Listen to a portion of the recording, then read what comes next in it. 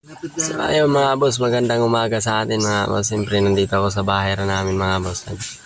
Magbabaging tayo ng abukado mga boss. Magbaging tayo ng abukado mga boss. Ayan yung ginawa natin sa garbage bag. Ayan mga boss. Magbaging tayo ng abukado maya mga boss. So ayun po mga boss. Ayan yung abukado mga boss. Ay lilipat na natin sila pag mga boss tanom. Dun sa para paglaki nila mga boss. Ito na.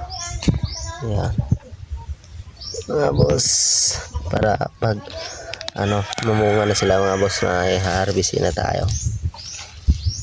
Tawa yung ating rambutan mga boss. Hindi lang nga malaya, naka-harvest na tayo. Ito ng avocado. Magbabaging tayo ng avocado.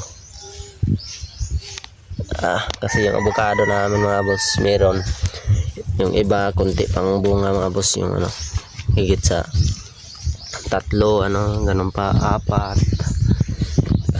Lilipat na natin to mga boss.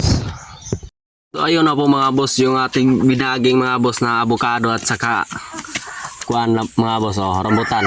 Sinamahan ko na rin ng rambutan mga boss, at saka may lansones, isang puno dito mga boss, lansones. Ayun, binaging ko na mga boss kasi wala akong ginagawa dito sa amin, nag-standby lang ako. Gusto kong magawa. Ayan. Kasi yung iba mga boss, pag wala akong ginagawa dito sa amin, maglampas ako ng lansones rin, nangka. Marami pang prutas dito sa amin, panglinisan ko mga boss.